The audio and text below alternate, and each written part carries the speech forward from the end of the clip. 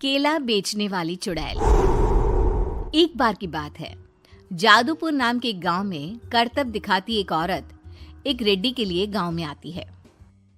आइए आइए मेहरबान कदरदान, खाइए रोहड़ा के ताजे ताजे केले। कभी खाए नहीं होंगे ऐसे केले, पीले पीले केले खाइए। ये कहकर रोहड़ा हाथों में 4 केले लिए उन्हें सर्कल में जोर जोर से हवा में उछालती हुई करतब दिखाती है, जिसे देखकर आसपास के सारे बच्चे अपने अपने मम्मी पापा से उस औरत के पास जाने की जिद करने लग जाते हैं। पापा, ऐसा तो सर्कस में बॉल से होता है ना, ये आंटी तो केले से कर रही है। चलिए ना पापा, देखते हैं। रोहड़ा एक पतली सी तार पर चलती हुई केलों से करतब दिखाती है। आते जाते सभी लोग बाहर रुककर उसके करतब देखते हैं और वाह वाही करते नहीं थकते। जैसे ही एक आदमी पास आकर उसे पैसे देने लग जाता है, तब वो कहती है, अरे नहीं नहीं साहब, मैं करतब तो बच्चों के मन को बहलाने के लिए करती हूँ। धंधा तो मेरा केले का है। पीछे देखो मेरी रिड्डी, जो भी मेरे केले खाएगा मेरी तरह चुस्त दुरुस्त और तंदुरुस्त हो जाएगा। पता चलता है क्या कि मेरी उम्र 55 की है। अरे पर ऐसे ठंड के मौसम में कोई केला क्यों खाएगा? ये ऐसे वैसे केले नहीं है साहब, ये शरीर में गर्मी देते हैं। ठंड को दूर भगाए जो भी रोहिणा के केले खाए। पापा, अगर मुझे केले नहीं मिले तो मैं घर नहीं जाऊंगी। तभी उसके पापा कहते हैं कि बेटा, केले ठंड में कभी गर्मी नहीं देते। ये सब कहने की बातें हैं, सामान बेचने का तरीका है इनका। पर पिंकी नहीं मानती। मैं केले खाऊंगी। पिंकी की जिद के आगे नत्थू हार जाता है और उसे केले खरीद कर दे देता है। पिंकी खुश होकर केले घर ले आकर खाती है। अब मैं भी करतब करूंगी, कितना मजा आएगा। जादुई केले। पिंकी पहला केला खत्म भी नहीं करती कि वो बेहोश हो जाती है। दूसरे केले से एक काला धुआं आता है और रोहड़ा चुड़ैल बनकर बाहर निकल आती है। मेरे भूतिया केले बच्चे न खाए, ऐसा हो ही नहीं सकता। जादूपुर वालों, कब तक बचोगे? आ गई हूं मैं रोहड़ा, जिसका कोई नहीं कर सकता सामना। रोहड़ा पिंकी को गोद में उठाकर काले धुएं में कहीं गायब हो जाती है। शाम के वक्त नत्थू घर लौटता है और पिंकी को घर में ना पाकर उसकी माँ से कहता है, माँ पिंकी कहाँ है? अरे बेटा, उसे तो तू सुबह करतब दिखाने ले गया था ना, फिर कहाँ वापस आए तुम दोनों? मुझे लगा तू उसे अपने साथ मंडी ले गया होगा। हे भगवान, मेरी बच्ची कहाँ गई? मैं उसे घर ही तो छोड़कर गया था माँ। नत्थू गांव के घर कोने में अपनी बेटी को ढूंढता है, पर उसे वो कहीं नहीं मिलती। परेशान होकर आखिर रो रो कर नत्थू हिम्मत हार कर घर लौट आता है। अगली सुबह रोहड़ा फिर से करतब दिखाने आती है और इस बार पिंकी की तरह रोनी केले खरीद लेता है। 50 रुपए दिए थे पापा ने, सारे पैसों की मैंने केले खरीद लिए हैं।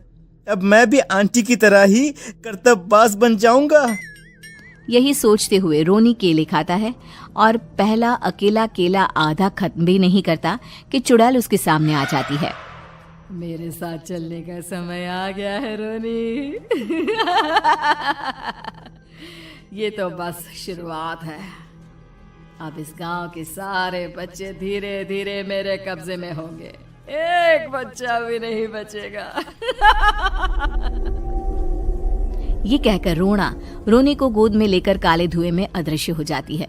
इसके बाद हर रोज गांव में से कोई ना कोई बच्चा गायब होता, पर ऐसा क्यों हो रहा है किसी को भी समझ में नहीं आ पा रहा था। रोज की तरह अपनी बेटी पिंकी की तलाश में नत्थू गांव के एक तालाब के पास बैठा रो रहा था। कहाँ गई मेरी पिंकी? शकुंतला के जाने के बाद एक वही तो मेरा सहारा थी।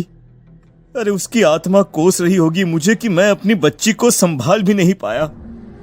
नत्थू ये कहता हुआ रो ही रहा था कि तभी तालाब में से उसे शकुंतला की आवाज सुनाई देती है। कहाँ थी तुम शकुंतला? हमारी बच्ची और सारे गायब हुए बच्चे रोहड़ा के कब्जे में हैं। वो बच्चों को जो केले देती है उससे बच्चे बेहोश हो जाते हैं और उसके कब्जे में आ जाते हैं और वो उन्हें ले जाकर काली दुनिया में ले जाती है। पर वो ऐसा क्यों कर रही है? ये मैं नहीं जानती, पर उस दुनिया का रास्ता मैं आपको बता सकती हूँ। जहां ये नदी खत्म होती है वहां एक केले का पेड़ है, उसके नीचे एक दरवाजा है, वहीं से रास्ता जाता है उस दुनिया का। ये कहकर शकुंतला की आत्मा गायब हो जाती है। गांव के सभी लोग झुंड बनाकर उसी रास्ते से काली दुनिया में चले जाते हैं और वहां देखते हैं कि सारे बच्चे वहां काम कर रहे थे। पापा मुझे ले चलो यहाँ से। पापा पापा। सभी बच्चे अपने मम्मी पापा से लिपट जाते हैं। तो तुम लोग यहां तक आ गए? क्यों हमारे बच्चों को पकड़ लिया तूने? तुझे शिकार ही बनाना है तो ले, हम सब आ गए हैं, हमें खा ले। नहीं, मुझे बच्चे चाहिए। मेरे बच्चे के बदले तुम लोगों के बच्चे। क्या मतलब? मैं इसी गांव में रहने वाली एक औरत थी। केले की चोरी के इल्जाम में मेरे बेटे को गांव वालों ने इतना मारा कि वो मर गया। उसी दिन मैंने ठान लिया कि गांव वालों का भी वही हाल करूंगी।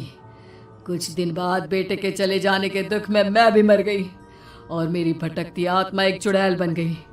और फिर मैंने बदला लिया तुम सबके बच्चे छीनकर। बर्दाश्त नहीं कर पाए ना? सोचो मुझ पर क्या बीती होगी। हमें माफ कर दो रोना। पता नहीं ये किसकी गलती थी, पर हम सभी माफी मांगते हैं। हमारी खुशियां लौटा दो, तुम भी तो एक माँ हो। गांव वालों की बात सुनकर रोना का मन पिघल जाता है और वो बच्चों को छोड़ देती है। उसके बाद काली दुनिया बच्चों के लिए जादुई दुनिया बन जाती है। अब कोई भी कभी भी वहां आ जा सकता था।